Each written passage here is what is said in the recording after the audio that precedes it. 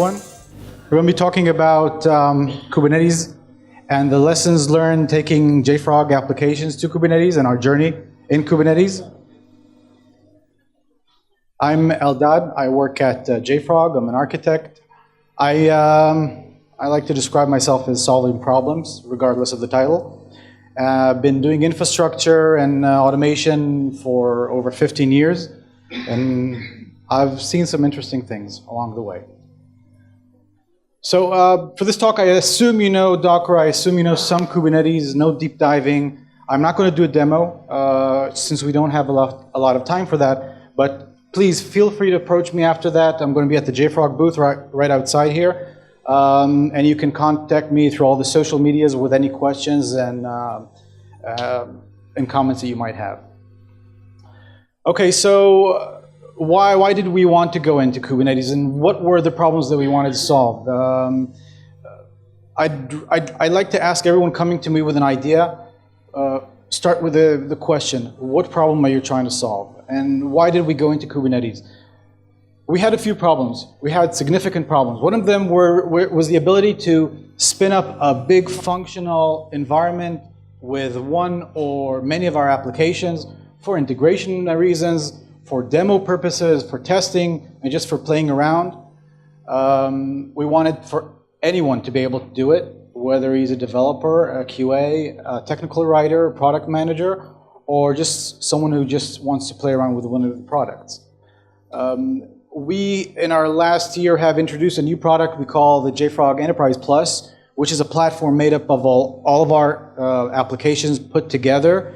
And the integration is very complex. It's not just installing them, it's a very complex setup. We wanted to be able to allow any one of the users I've mentioned before to spin up such an environment easily and quickly.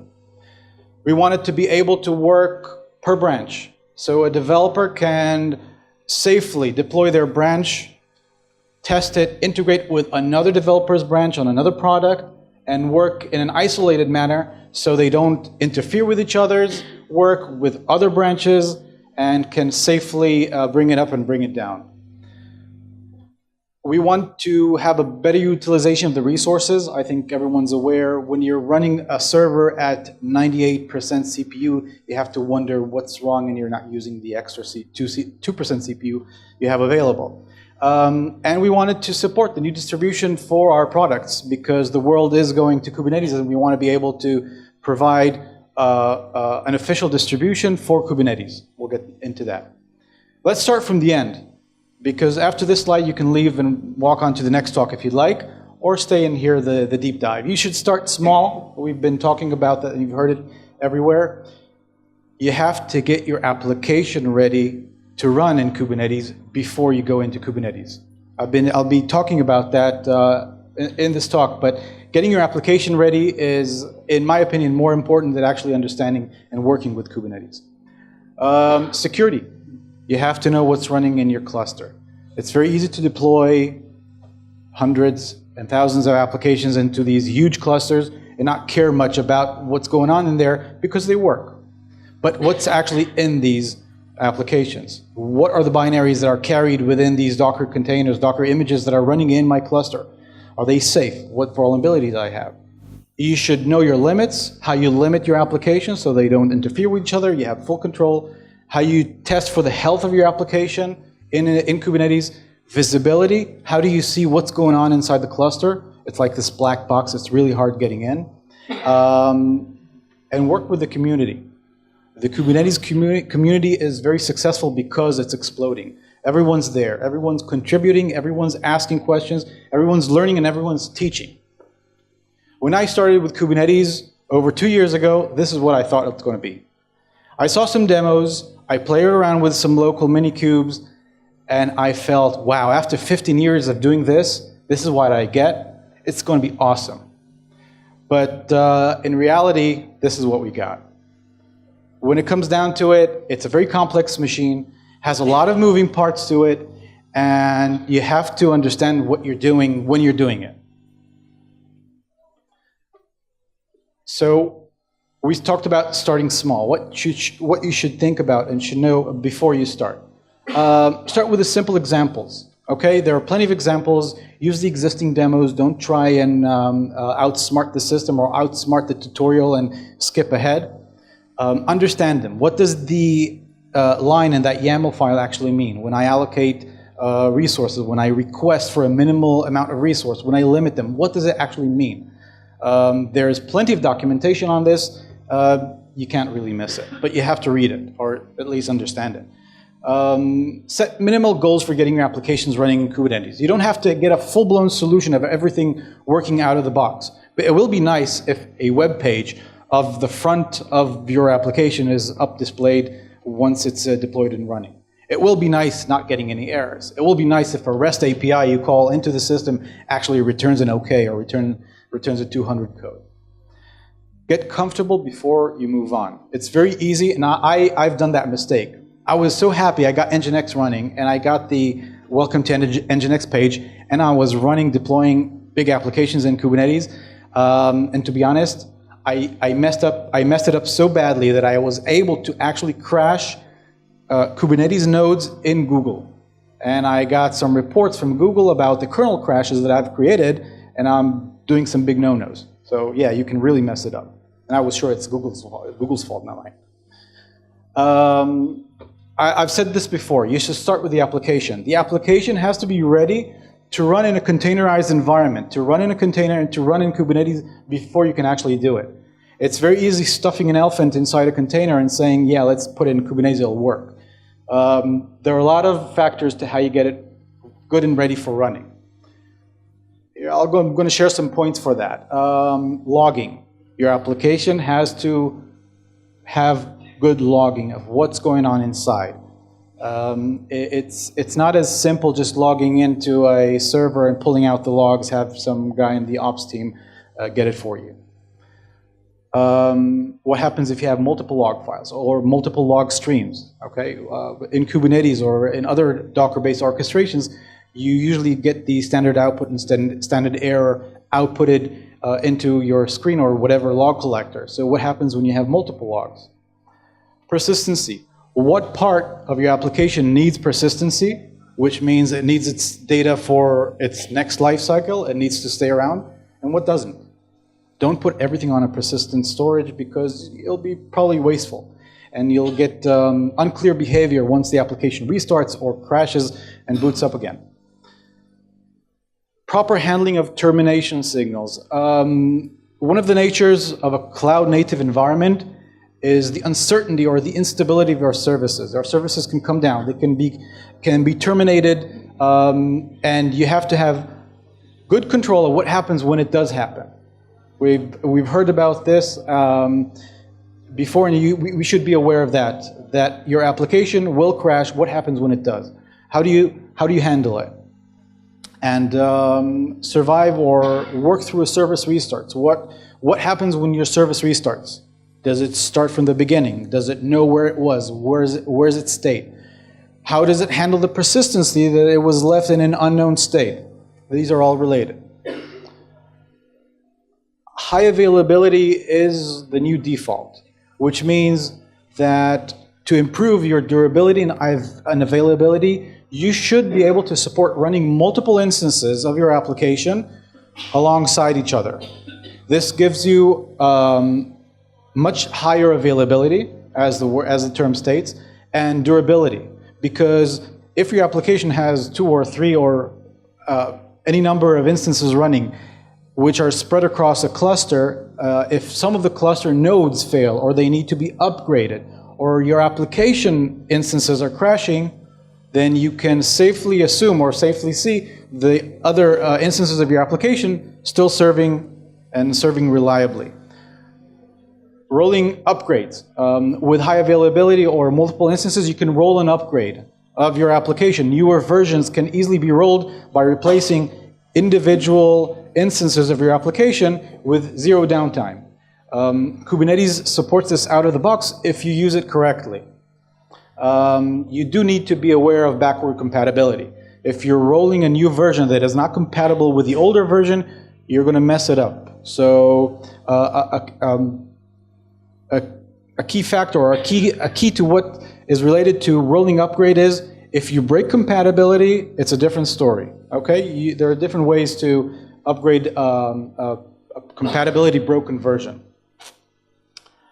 And zero service unavailability due to pod rescheduling. That's another reason. I've noted before that a node can be taken down for maintenance or could crash.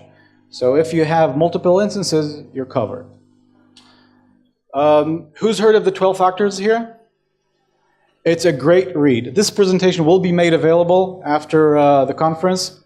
Please go and read. It's a very short read, and it gives you 12 factors for getting your application ready for the cloud native environment.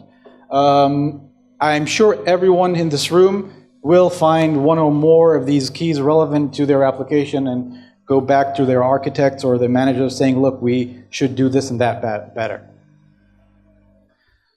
Let's talk about security. Your application is made up of your code and then a million other pieces that are not necessarily under your control.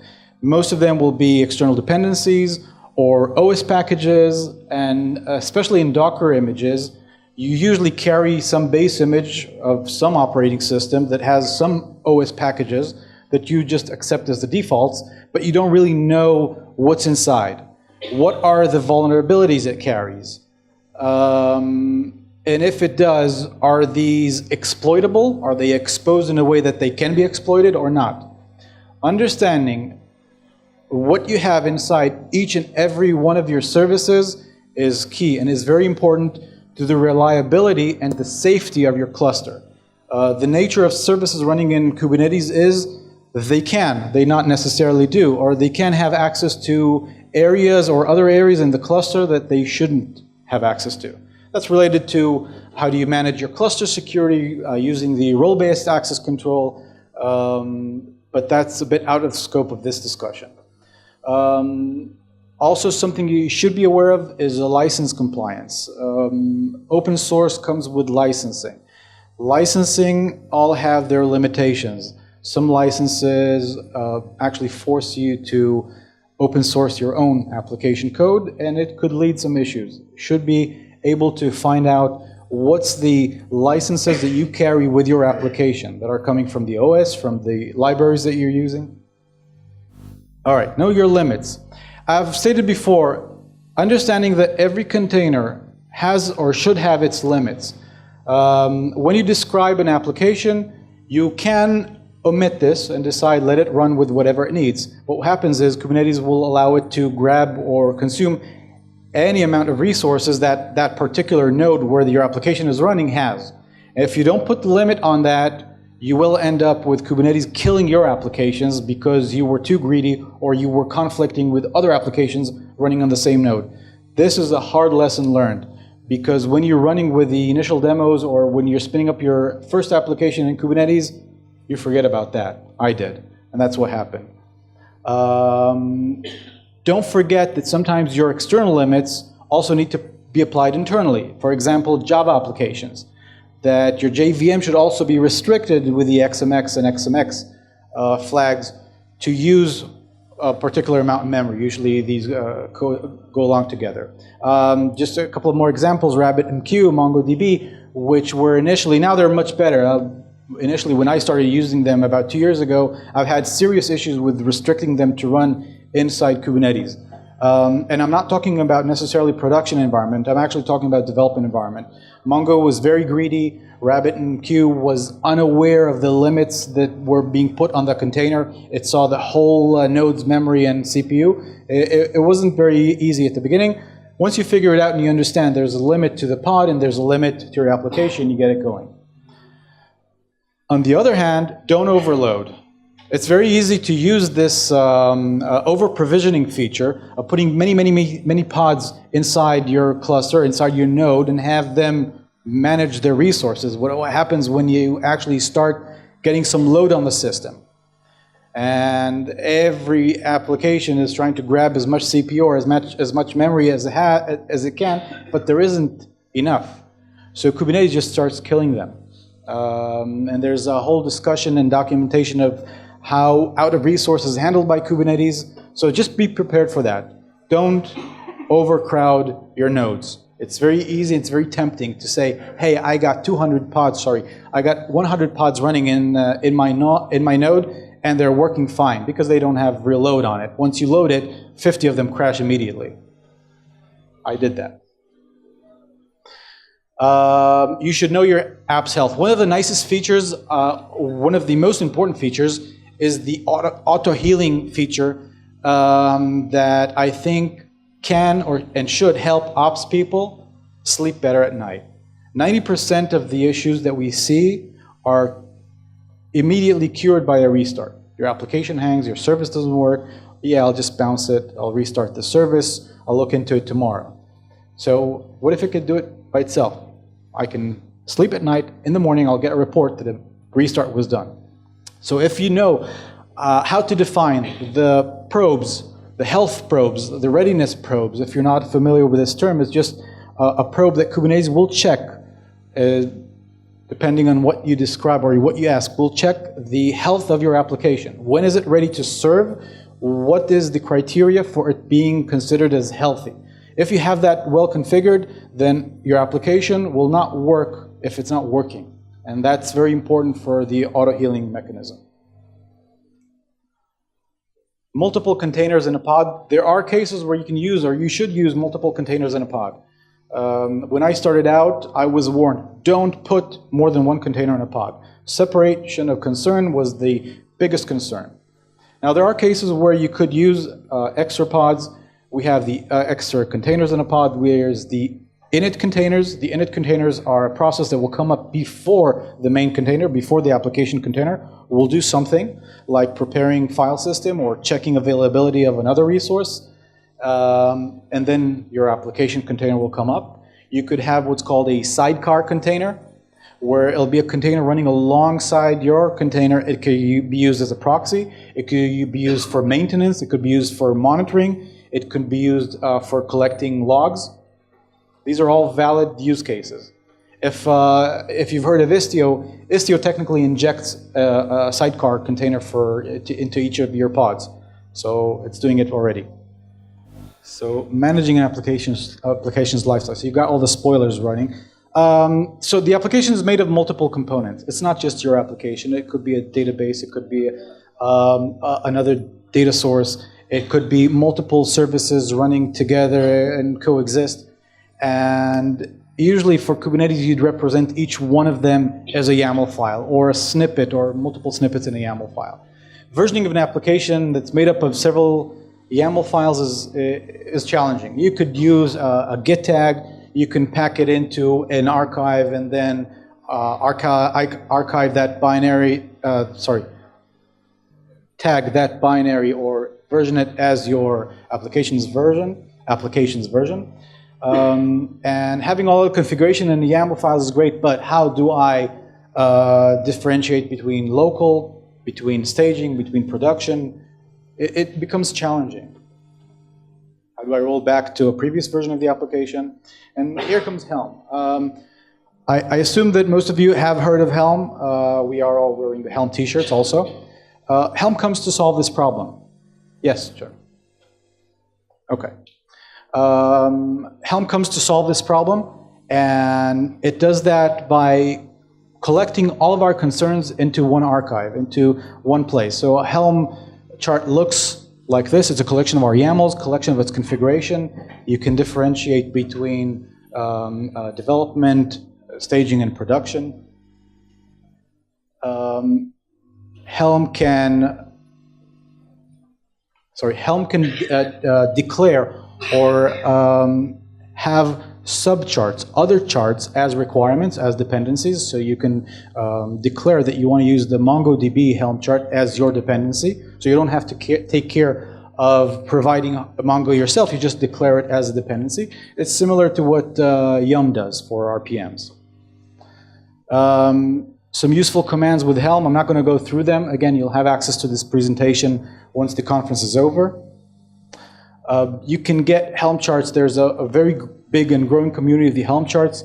Kubeapps is considered to be one of the main portals for aggregating all of the Helm charts, official and non. We are also contributing to it. We have our own Artifactory Helm charts. It's managed in GitHub. You're more than welcome to come and see. Visibility. No more SSHing into the servers.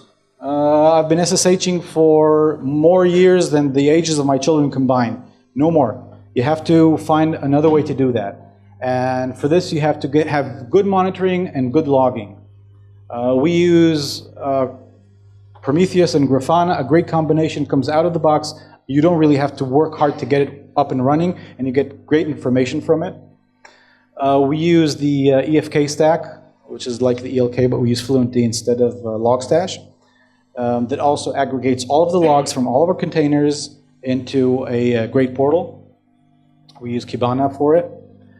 And we also integrate that with our Jenkins. So you can get a full-blown environment of services running in the US, in India, in Australia, literally running there with a single click of a button in Jenkins and have that pipeline ready. So have this environment up and running in less than 15 minutes.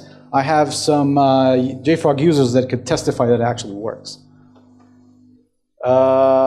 What are we doing with Kubernetes? So first of all, we're working with it. It's for our development environment, it's become a very essential piece. And all of our developers have access to the Kubernetes environment, and they deploy our applications there for testing their branches, product managers will demo the applications. And our environment that we're displaying out here is also deployed on Kubernetes using this system. We have X-Ray Cloud, X-Ray as a service now already running production on Kubernetes. You're more than welcome to come and ask questions about that. And we manage our official Helm charts in GitHub. Work with the community. I've noted that before, and I'll note that again. It's a huge community. It's very productive, and it's very helpful. If you just throw out question out there, you'll get great answers and very fast. I've been working with a RabbitMQ team and with a MongoDB team, and I've been getting turnarounds that I couldn't get internally in JFrog for issues that we found and asked about. So going back to the end, these are the bullets I've noted before. You start small, get your application ready before you run into Kubernetes. Security, know what's going on, put the limits on, know what's the health of your application, take care of visibility, and easy visibility so everyone can get to it, and work with the community. Have a smooth selling, be good, and come talk to us at the booth outside. Thank you all.